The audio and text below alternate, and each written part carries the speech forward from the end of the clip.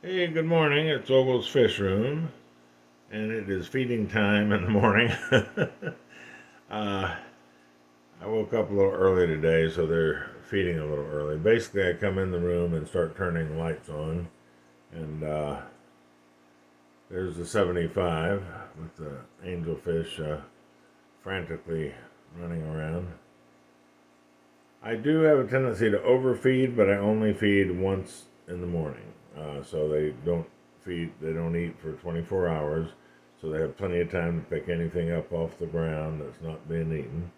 Uh, as you can see, there are plenty of bottom feeders. I have three rather large Siamese algae eaters. Those are the big stripe down the side. And then I have three to four loaches. Three of they're the big ones chasing each other around right now. What are the yo-yo loaches? You can see the Siamese algae eaters in the middle there, moving off to the right with a big black stripe down the side. Of course, got those when they're only about an inch and a half long, but they are humongous right now. Probably a good 5 inches. Uh, there's some fairly good sized fish in here. The large grouping of long fin black fin tetras uh, that used to be in a different tank, and I just felt they got too big. They needed to be in here, and they've grown tremendously. I think they're probably the largest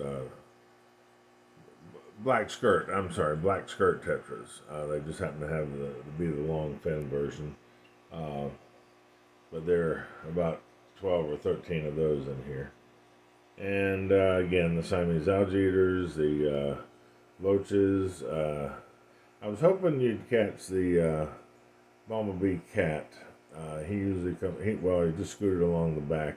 He's still a little shy. Let's see if he'll come out over here. He is a beautiful, beautiful fish. I had some years ago, but they eventually passed away. And this one was given to me by a friend at the pet store that he just got too big for his tank. Well, he's not. Oh, here he comes on the left side. Well, he just turned back around. Let's see if he'll make another entrance here. Usually he's not shy. Usually he scoots all around the tank. Now that's the only time you ever see him, when I feed in the morning. Uh,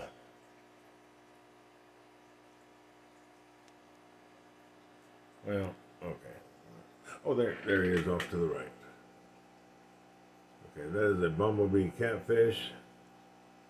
The water's a little dark, so it's hard to see that striping, but he is, I think, a gorgeous fish. Uh, anyway, I don't think too much goes to waste in this tank. I have quite a few bottom feeders here, so they run around. I'm sorry, I'm trying to hold the camera still. Forgive me. Okay, okay, we'll move along. I did put, you can see up at the top of the tank there, a couple patches of Java moss. The one on the left is doing phenomenal. The one on the right, not so much. I'm not real sure. Maybe I put a little too much glue on that one or something. Basically, I just put super glue gel on the back side of that and put my hand in there real quick and held it onto the wood for a few seconds. But this one over here is just going nuts. And I'm talking, I haven't even had it in here a week. I mean, we're talking a few days. And I think it's doing fantastic. I'm hoping that kind of covers that whole area. When they get some more in that looks decent, I'll be buying some more. But right now, uh, probably a 3x4 sheet of that is $10, $9.95. Basically, I took the wiring off. I took the mat off. It comes like planted on like a coconut mat. And I took all that off, and then basically took the pieces of the Java fern and put it in different tanks. I just want to see how it reacts. Okay, we're going to move over to here. As you can see, the bumblebee gobies are not terribly, well, he's a little active, but that's why I think they're fine in a small area. This is a 2.5 tank. Here's the Java, yes, Java moss. It's doing beautifully here as well.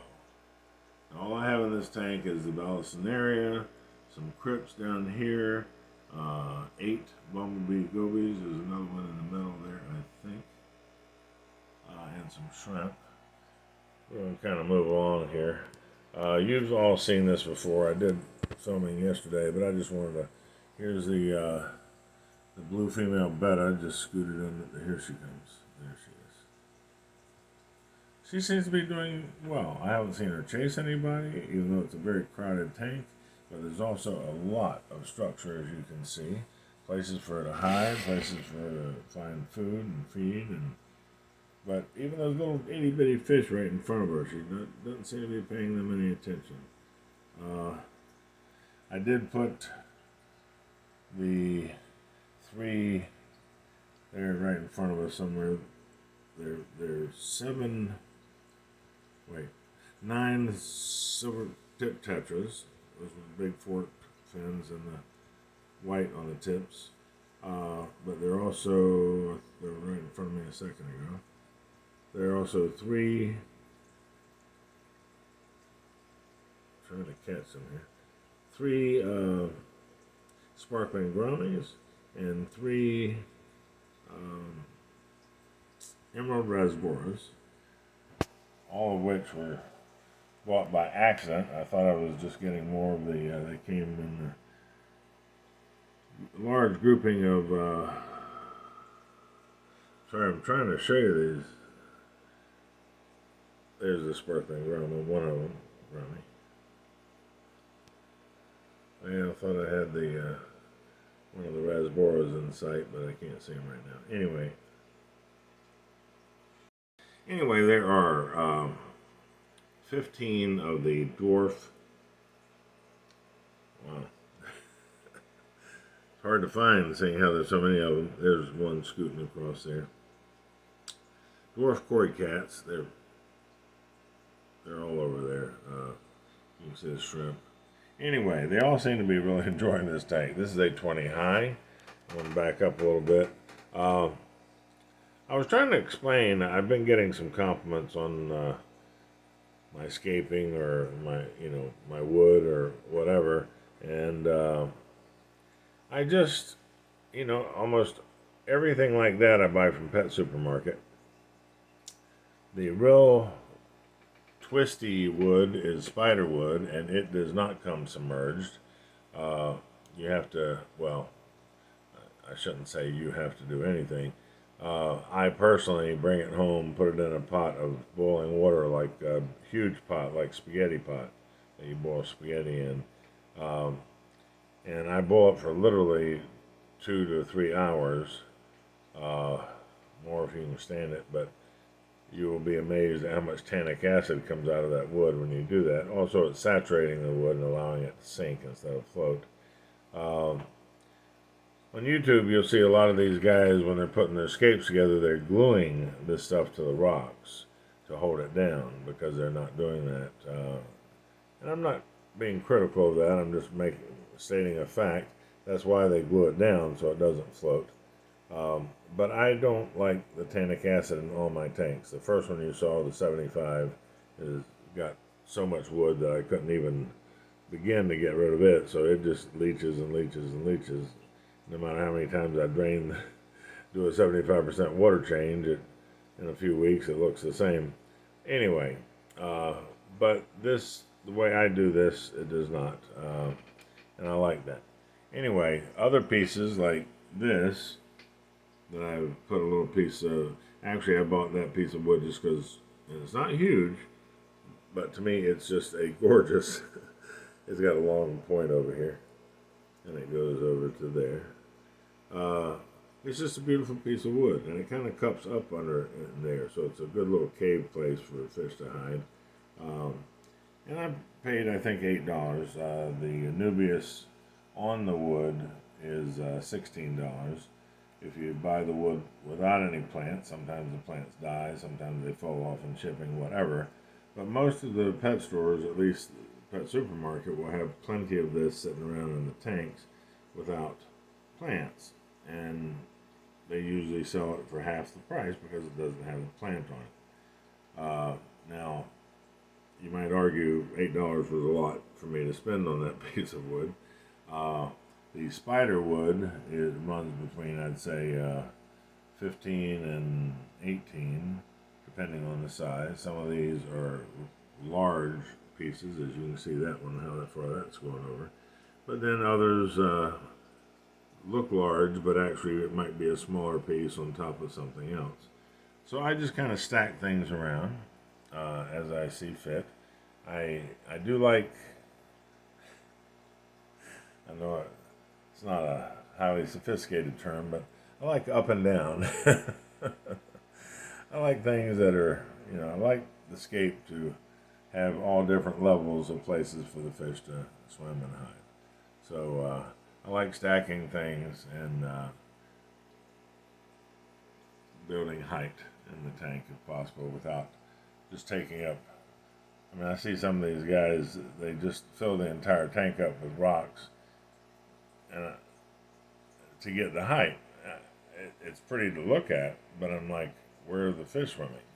It's like, 2/3 of the tank are taken up with the scape, and it's not a scape like this where the fish can swim in and out of it.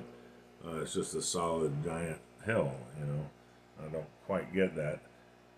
I'm trying to make the fish happy. Yes, I want to be happy. Yes, I think this is pretty, but I'm trying to make it to where the fish feel comfortable, and then that makes me happy.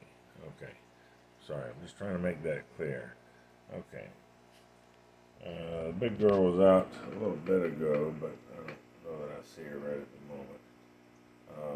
It might be her in the back there. She's under that leaf off to the right. I put her in the middle. There she goes. Where she gets fattened, she eats. She pigs out. Anyway, okay, we're going to move along here. I didn't expect to talk this much. I apologize. Okay, this is the newest tank. Just got this literally a day ago. I don't see my big.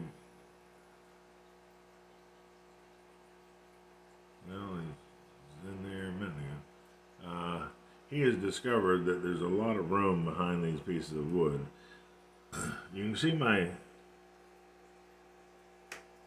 There it is. You can see my sponge filter there. That's a reflection on the left, of course. And I don't like seeing that too much. So I've stacked up wood in front of you can see the little white post intake tube sticking up out of the sponge there in the back. But these two pieces of wood, even though they don't match, there he is in the back. He just came out of the back area. Are stacked in front of it. There's another piece with Anubias on it right there that's propped up on the wood to the left, and it also is resting on the glass to the right. There he is. He has really enjoyed this tank. I just kind of, I bought this just literally a couple of days ago, and so of course it's a completely rescaped tank, and he has just been exploring it ever since, and I like that. I mean, he has gone through every crevice. He's gone through that hole in the wood there and realized he can get to the back easy, and it's all kind of cavey to him back behind there, and then he can come out. It's kind of you can see a big space in the back. You can see the right rear corner to the right of the tank there. All I have on the background is just a piece of black construction paper, and I just don't like seeing through the back with the cables and the wall and all that stuff. Anyway, but it doesn't have to be a fancy background is the point I'm trying to make. I'm constantly trying to tell you guys that, I do appreciate the compliments. I have been doing this since I was 5 years old, and I am 69 now, and so I might have a little experience, but it's just fun. It's just having fun is all I want you to get out of this. It's just enjoy your hobby. I certainly do, and I do more and more each day, but I have really learned to keep things simple. I know that's an old saying, keep things keep it simple, stupid. Uh, I get that, but it really is kind of like that. If you plant things that are going to die, what's the point? If you've got to buy $2,000 worth of CO2 injection material uh, or instruments to make the plants grow, what's the point of that? If you got to feed, $20 a month worth of fertilizer to the plants to keep them, what's the point of that? I don't put anything in my tanks, absolutely nothing. Uh, anyway, I like the sand bottom. Some people say, there's no nutrients there. I disagree. The fish are pooping. That creates nutrients for the plants. It's just like us breathing out and the plants breathe in. Anyway, it all works together. At any rate, the big news here is I took this out last night. I found a piece of Anubias nana, or petite, in one of the other tanks. It just looked like a jumbled mess, and it was. And I cut it up into like 10 different itty-bitty pieces.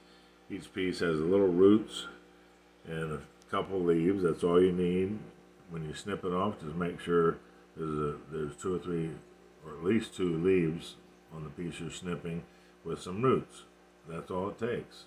And then I basically just put glue on you can see some of the glue turns white, super glue gel, underwater. But I just put gel on the spot I want to put the plant in and squish the plant there for a few seconds, and there it is.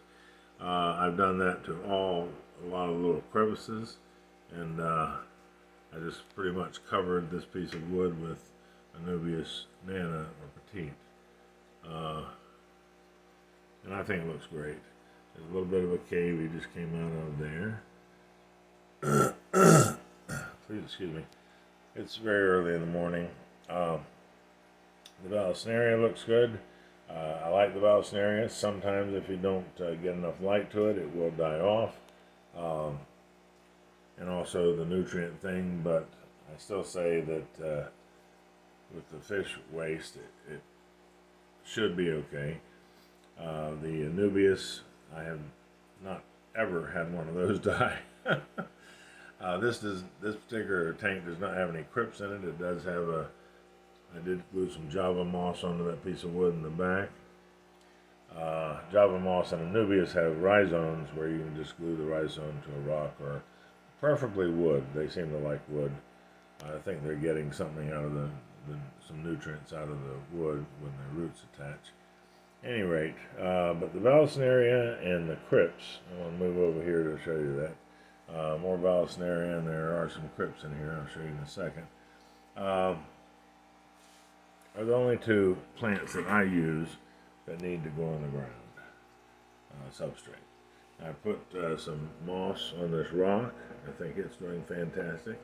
There's another piece I put on the back, and I cannot believe how it's growing. I mean, it's just going nuts, and it hasn't been in here a week. And there's a lutea. All these are crypts, family of cryptocorn, but people just call them crypts. But the long, skinny leaf with the ridges on the side is called lutea, Lutea, and that's Winty Red right there, the darker one, and there's some smaller versions in there, and this is Vallisneria spiralis. It has a little twist to it. Of course, that's Anubias on the wood there. Anyway, let me back up and show you that real quick. I'm turning a short video into long here, but sorry about that. Flip over here, boom. There's there's still a Tetra tank. There's a few still out. They were all out when feeding a few minutes ago. I'm really liking how this tank is looking. That's a crypt as well, but this is called undulata. Undulata. Undulata.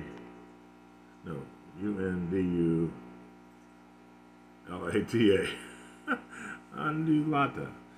Okay, and of course the Valsneria there. There's a tiny baby crypt over here in the corner that hopefully will start growing. It's got the bigger leaves there you just saw.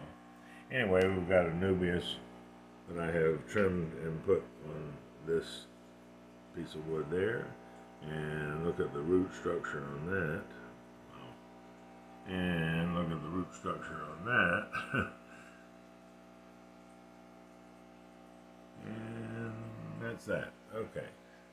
We're going to do these fast. Not much has changed in here. This is the angelfish tank. There's somewhere. The little one's back there. I don't know where the big one is, but anyway, you've seen him before. We'll move along. Okay, we're going to finish up here. This has got the rather large, I don't see him right now, red and blue male crown tail betta. Huh. Usually he's out in the, oh, he's resting in the back there. See him in the back? There he is. Okay, this has got the female. She's not on her perch right at the moment. I'm not sure where she is. She was out and about a few minutes ago. But you've seen her before. She's the big girl, largest female betta I have ever laid eyes on. This is the white skirt tetra tank. They're happy. This is, okay, there's a, he's kind of camera shy, but he's fairly new. Well, he's not more coming. Anyway, he's a split tail half moon. Very pretty. He's almost white. He's got real pale coloring like pinks and, well, I was hoping he'd come back. He's not. Okay. He sees me coming and he runs for some strange reason. This has got the male veil-tail betta. They're only $3.99 at PetSmart. $3.99 for that. He's gorgeous. That's considered a common betta these days. I like the wood that he has in there. He's got like a little cavey thing going. You can go in there and hide. There he is over there. Okay, we're going to call it quits. Thank you so much for watching. Boy. Sorry about that. Well, my editing skills are lacking. Okay, we'll let you go. Thank you so much for watching. This is Ogle's Fish Room signing off. Take care. Have a wonderful day. Bye-bye.